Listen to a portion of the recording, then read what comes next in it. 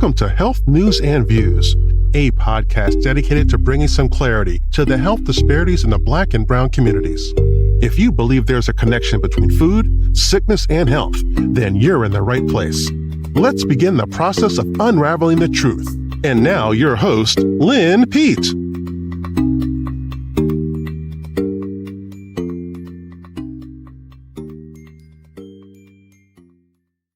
Greetings and welcome back to another episode of Health News and Views, Food, the Final Frontier. Hi, I'm your host, Lynn Pete. In the last episode, we took a look at high fructose corn syrup and its partner, ultra-processed food. And we covered in detail the use and overuse and the validity of these two, or lack thereof, of these two additives as part of our dietary routine. Well, in today's episode, we're going to create a blueprint of sorts to help you stay ahead of this health crime spree, using a tool to help you navigate the landmines in the market. But first, before we do all of that, you, of course, know we have our disclaimer, which is the subject matter provided in this podcast or any of our other published documents is for informational purposes only. Food, the Final Frontier, and our partner healthnewsandviews.com. We do not attempt to treat, diagnose, or cure any disease or condition. Always check with your healthcare provider before making any lifestyle, dietary, or prescription drug changes. Also, let me also say thank you for hanging in there last week. The last episode was about heat exhaustion and heat stroke and knowing the difference between the two. And I did that particularly because the heat was truly on for the northeast portion of the country and I guess all across the country. And summer's still here, so get an opportunity if you want to pass that information along, please do so. But today, something changed. High fructose corn syrup, ultra-processed foods, and the rise of chronic disease. That's what we're going to talk about today. We've already covered this topic, almost kind of beat it down into the ground at this point, I think. But there's just a little bit more information I want to share with you. And if you find this information resonates with you and you know some people who could actually benefit from hearing it, please pass it on. Today I have a simple question. What changed? And I ask that question because more and more I'm seeing younger and younger people who are being diagnosed and some taking on an early death because of chronic diseases. I think we can turn that around. But when I look around our community today, I see an increasing rates of obesity, type 2 diabetes, high blood pressure, heart disease, stroke, kidney disease, and even chronic illnesses that are appearing in younger adults. And it's breaking my heart because it's something that we could possibly do, we can make a change in. And many of us know someone who's recently been diagnosed with any of these chronic diseases. This week alone, among family and friends, I heard of people in their 30s, 40s, and 50-year-olds who have been diagnosed or passed from a chronic disease. And once again, chronic means no cure. They just medicate the symptoms until they just can't. Kind of like a diagnose and adios, here's a pill for your ill. And some of us have lost family members, friends, co-workers, or even church members to complications from a chronic disease. So what changed? Did our genes suddenly change in the 50s? Did human biology stop working? Or have there been changes in the environment that deserve a closer look? Today, I'm going to try to bring this topic to a close. The rise of high fructose corn syrup and ultra-processed food just seems to be the common denominator of so many of these chronic diseases. But I'm confounded by the research. It is widely known that glucose is immediately used by our cells. But high fructose corn syrup, or the fructose in corn syrup, that has to be metabolized by the liver, and it gets stored as fat until the body can actually use it. So if you eat anything that has high fructose corn syrup in it, know that the fructose in that food will be stored as fat until the body can use it.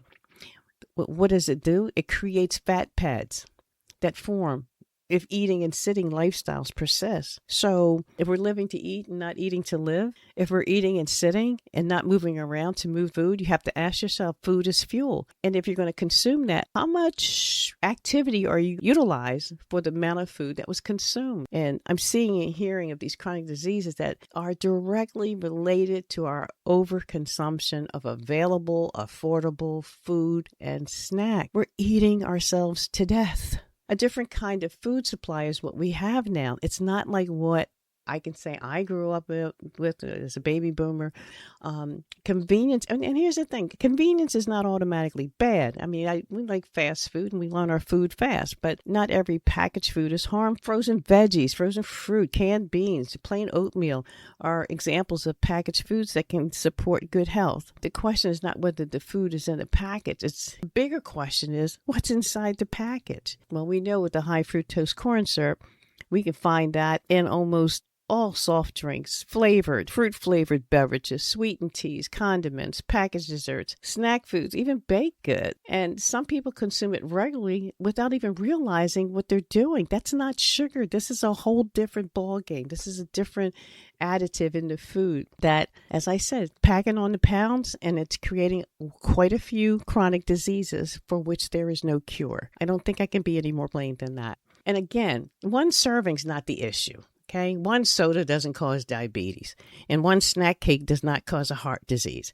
The concern is repeated exposure over years and decades. And just as a reminder, sodas and fruit juices that have liquid fructose in it, it hits the liver like a tsunami because there is zero fiber to slow it down. Yes, there is fructose in vegetables and in fruit God made, yet there's fiber in those foods to help slow down the digestion.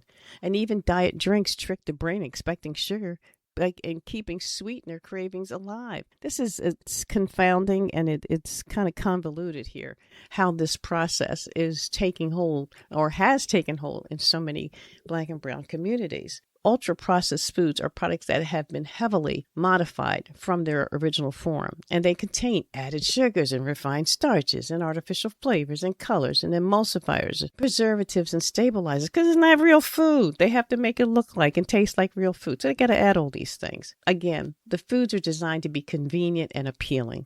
The challenge is that they often displace more nutrient-dense foods from our diets. And when we hear about increasing disease rates of diabetes and heart disease and stroke, we owe it to ourselves to examine all of the factors that may be contributing, including the foods and beverages, and they have become so commonplace. That's not to blame. It's not an investigation. It's not to fear. It's just curiosity, because if you want different outcomes, we have to be willing to ask different questions. And by the way, the body is keeping score, even if you're not. So if you say, I've been eating this all my life, just know the body is keeping score. Things that you ate as a child, when you become an adult, you can't eat that any longer. The body keeps score, but not after one meal. It's not after one holiday or one birthday cake, but after thousands of choices repeated over years and decades. And I may have mentioned to you, I did a podcast some time ago, I think it was about 3 years ago now.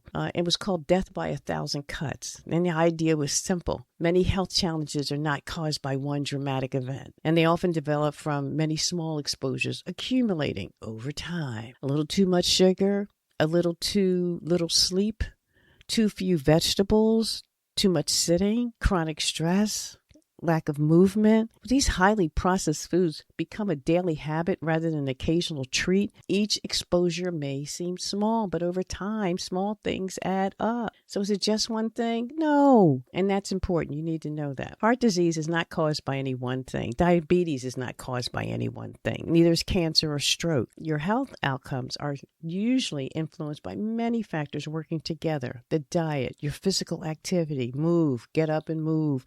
We all need to do that, me included. Sleep, no, for sure. We must have that sleep. You know, the body's actually, when you're sleeping, your body's doing repairs on your brain and also your physical body and your organs. If you're awake, it's like the maintenance crew doesn't show up. We have to learn how to become less stressful. Smoking, of course, alcohol, environment, healthcare access. I mean, the goal is not to find a villain. The goal is to understand the entire picture, okay? Put together a grocery cart reality check. And the next time you're in the supermarket, take a moment, look around. Take a look around at the store and make sure you're checking the labels. Ask yourself, can I make a version of this at home? Like the last podcast, I said, can you make cheese curls or chicken nuggets? If you can't, you shouldn't be picking them up from the store either, because nobody's giving you a list of directions on how to make those items. They just package them for you, and you pay a low price to get something that's probably going to in time cause you to develop a chronic disease. Does not make sense. I do not recognize these ingredients. Leave it in the store. Is the food nourishing me or simply entertaining my taste buds? And again, this is not about perfection, it's about awareness. And many people know the side effects of prescription medications, but very few have been taught the long-term effects of their daily breakfast choices. We have a prevention plan. And that's the good news. The prevention does not require perfection. You start with one change. Drink more water. Replace one sugary beverage each day with water. Read labels and look for products with shorter ingredient lists. Increase your fiber. What does that mean? All right, you got to eat more beans and vegetables, fruits, nuts, and seeds. Move more. A daily walk. A daily walk remains one of the most powerful tools for each of the chronic diseases that we've discussed over the last almost 4 years now. Available for, and that is supporting your health. Cook more often. Even one additional home-cooked meal each week is a step in the right direction. I want to leave you with 4 questions. What changed? What is your body trying to tell you? What are your daily exposures? What is the one small change you can make today? And remember, chronic disease rarely develops overnight. If it did, we would call it an acute disease, but this is chronic. It means it didn't happen overnight. Like our weight didn't happen overnight. Don't expect to lose it overnight. And better health rarely arrives. And if small exposures can contribute to illness over time, then small improvements can contribute to healing over time.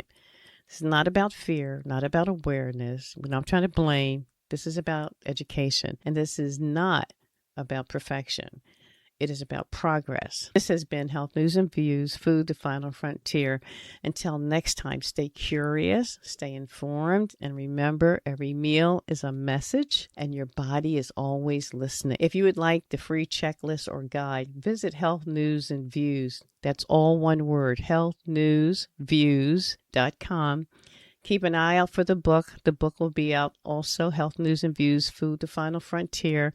If you'd like to have an advanced copy, leave your info also on the site, healthnewsviews.com. Thanks for stopping by. It's always a pleasure to have you. Be a blessing to someone today. And remember, we must all suffer from one of 2 things, the pain of discipline or the pain of regret or disappointment. Thanks, Jim Rohn, for that quote. I'll see you next time. Peace.